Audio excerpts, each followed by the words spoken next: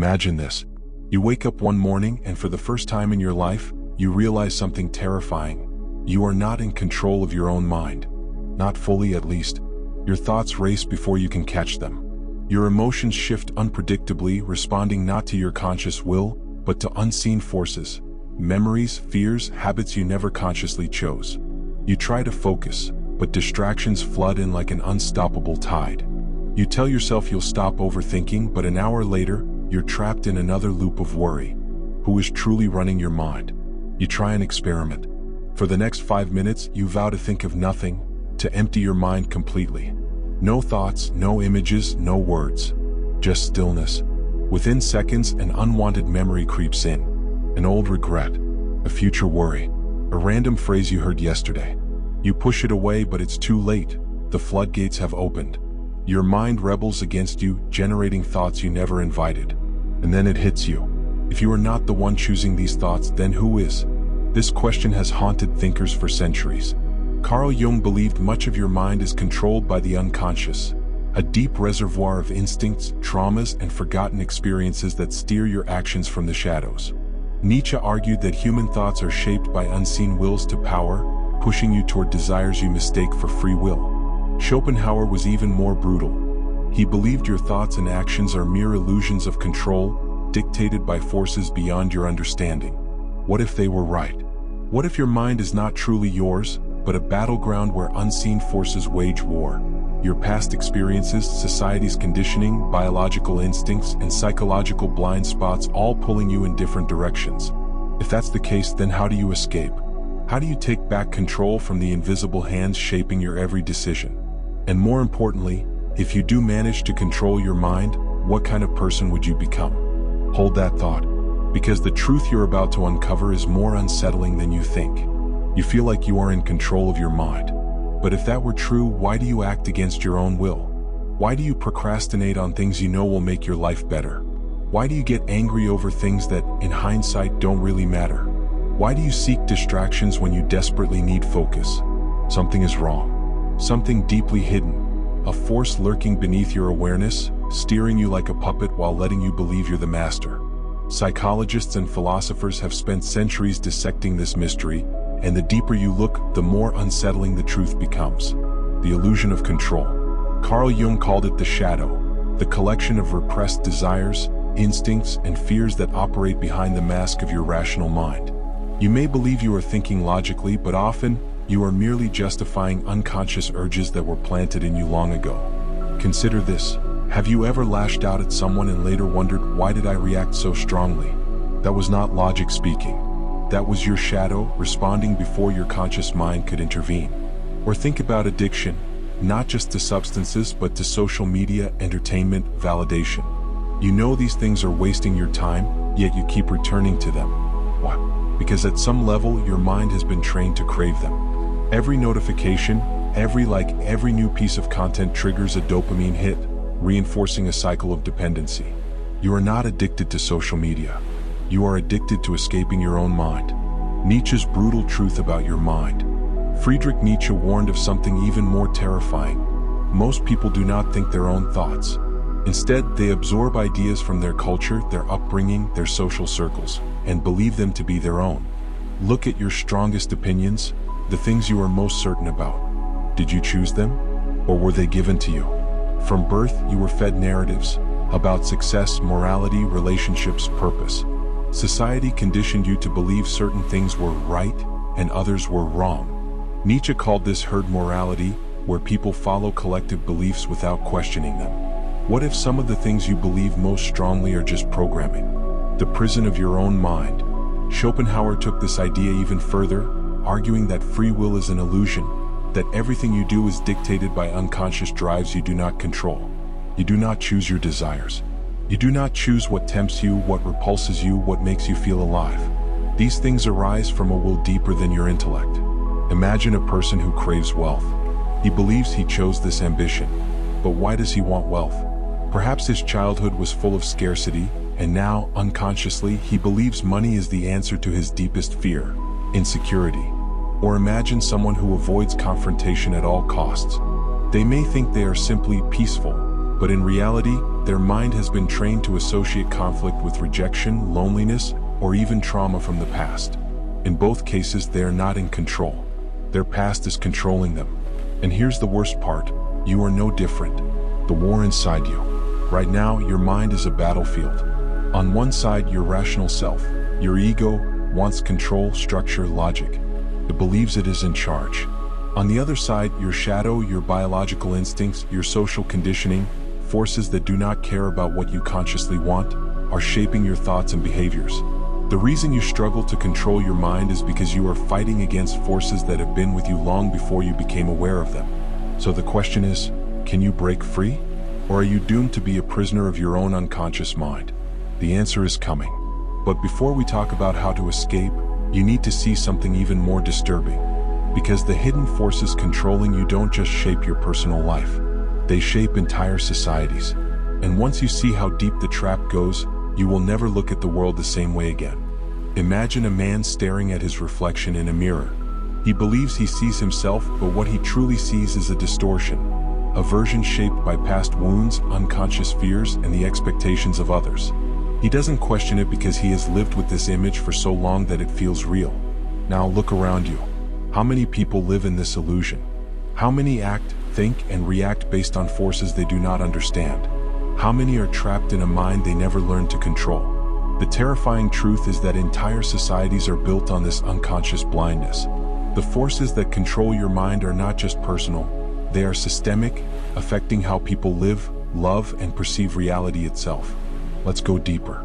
The attention economy, how your mind was hijacked. Right now, there is a war for your mind, but you don't see it. Everywhere you look, on your phone, your news feed, your entertainment, there are systems engineered to control what you think, what you feel, and how you react. The modern world has turned distraction into a drug, and you are the user. Social media companies design their platforms using the same psychological tactics that casinos use to keep gamblers hooked. Dopamine loops, infinite scrolling, unpredictable rewards. The goal? To hijack your brain's attention and sell it to the highest bidder.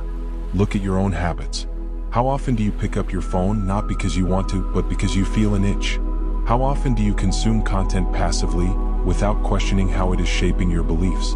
How often do you find yourself reacting emotionally to a piece of news, a comment, a controversy, without truly understanding why? Your emotions, your opinions, your time, these are not entirely your own anymore. The trap of modern identity. But the manipulation goes beyond just distraction. It goes into something deeper, your identity. Society gives you prepackaged labels. Your nationality, your political stance, your belief system, even your self-worth. From childhood, you are taught what is normal, what is right, what success looks like.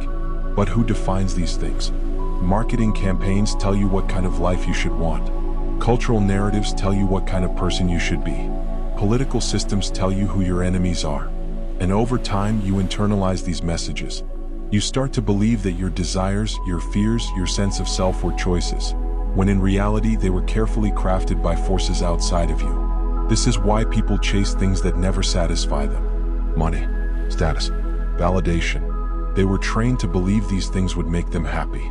But when they attain them, they feel the same inner void, because the external world can never fix an internal problem. The psychological cost of a mind out of control. What happens when a person never realizes this? They become trapped in a loop. They react instead of acting.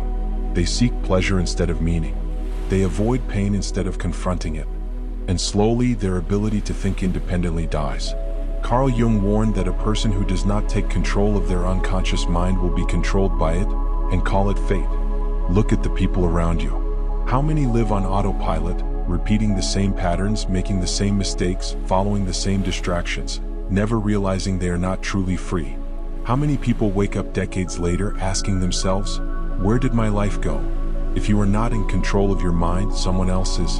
The question is, are you ready to take it back? The good news is escape is possible, but not in the way you think. Because to truly control your mind, you don't just need better habits or more willpower. You need to rebel against everything you thought you knew. And that's exactly what we're about to do. Imagine waking up in a prison cell, but the walls are invisible. You have lived here for so long that you don't even realize you're trapped. Then one day something shifts. A crack forms in the illusion. You see for the first time that the world outside your mind is not what you were led to believe. This is the moment of awakening. But here's the harsh truth. Most people will never break free. Why? Because breaking free is not comfortable. It is not easy. It is not pleasant. It requires tearing apart the identity that has kept you safe, questioning everything you thought was true, and rebuilding yourself from the ground up. And most people would rather stay asleep than face the chaos of waking up. But if you've made it this far, you are different. You are ready. So let's burn the illusions down. Step 1. Destroy the illusion of control. Paradoxically, the first step to mastering your mind is accepting this. You are not in control. Not yet. Right now, your thoughts are automatic. Your emotions rise and fall without your permission. Your habits, your reactions, your desires, they feel like you, but they are programs running in the background. Your mind is like a river that has been flowing in the same direction for years, shaped by its environment. You cannot instantly change the flow, but you can start by becoming aware of it. Here's how. Observe, don't react. The next time an emotion rises, anger, anxiety, frustration, step back and watch it instead of becoming it. Ask yourself, where is this coming from? Is it real or is it conditioning? Interrupt the loop. The moment you catch yourself acting out of habit, scrolling mindlessly, reacting impulsively, drowning in distraction, stop. Pause. Do nothing. The more you interrupt patterns, the weaker they become. Disengage from the noise. Step back from the constant flood of information. The news, social media, entertainment, these are tools of manipulation. Limit your exposure. Reclaim your mental space. Because here's the truth. If you are always reacting, you are never thinking. And thinking, true independent thinking, is the first step toward freedom. Step 2. Question everything you believe. This is where things get uncomfortable. Because to take control of your mind, you must dismantle everything you think you know. Friedrich Nietzsche called this the transvaluation of values, the process of breaking free from inherited beliefs and constructing your own. Ask yourself, what do I believe about success and where did that belief come from? What do I believe about happiness? Is it mine or was it given to me?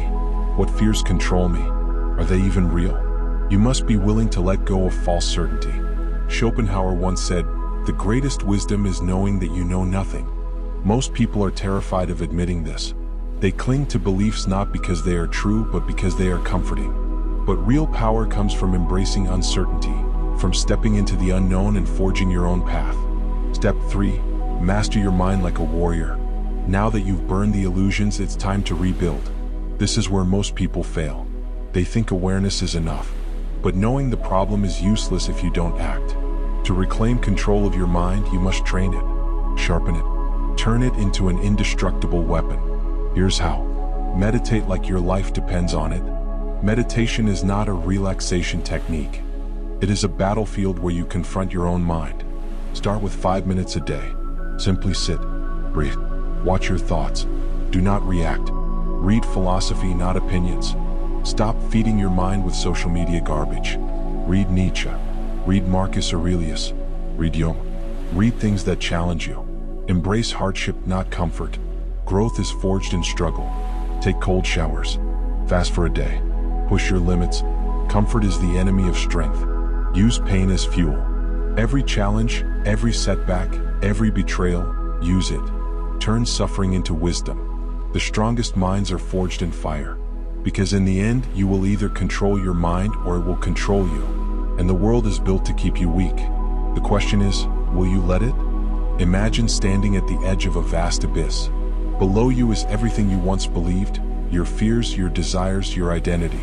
You have dismantled the illusions. You have questioned everything. You have fought to take control of your mind. But now comes the hardest part, because true mastery is not about control. It is about freedom. And freedom comes at a cost. The final illusion, you are not your mind. Here is the truth that most people will never understand. You are not your thoughts. You are not your emotions. You are not even your mind. For your entire life, you have identified with the voice in your head. The one that narrates, judges, fears, and desires. But who is listening to that voice? Who is the one observing? That is you. The mind is a tool, an instrument. But an instrument is not the musician. The mistake is in believing that you are the tool. This is why you suffer. This is why your emotions control you. This is why your mind feels like a prison. Because you have spent your life identifying with something that was never truly you. Once you realize this, something changes. The thoughts still come. The emotions still rise. The chaos still swirls. But you are no longer bound by it. You watch without attachment. You see the storm, but you do not become the storm. And in that moment, you are free. The paradox of control, letting go to take power. Most people believe that controlling the mind means suppressing thoughts, forcing discipline, and eliminating emotions. But control through force is not control, it is fear. The more you fight your mind, the more it fights back. True mastery comes not from suppression, but from detachment. You feel anger, but you don't react. You watch it pass like a cloud in the sky. You feel doubt, but you don't let it stop you. You recognize it as just another voice. You feel fear, but you move forward anyway. Because fear is only as powerful as your belief in it. This is why the greatest warriors, thinkers, and sages throughout history all came to the same realization. Freedom is not in control, it is in surrender. The moment of liberation. Nothing can touch you. Imagine this. Someone insults you, but you feel nothing. You lose something valuable, but you remain calm. The future is uncertain, but it does not shake you. This is not numbness. It is not apathy. It is power. Because once you stop identifying with the mind, nothing external can control you. No one can manipulate you with fear. No event can dictate your emotions. No failure can shatter you. You become untouchable, not because you suppress emotions, but because you no longer believe they define you. And when you reach this state, something incredible happens. You finally start living. Because for the first time, you are not reacting. You are choosing. You are no longer a prisoner of thoughts, fears, and conditioning. You are awake. The final truth, you were free all along. This journey was never about controlling your mind. It was about realizing that your mind never controlled you to begin with. You simply forgot. And now you remember. The chains were never real. The prison was never locked. The war was always an illusion. And the only thing left to do now is to walk away from it all.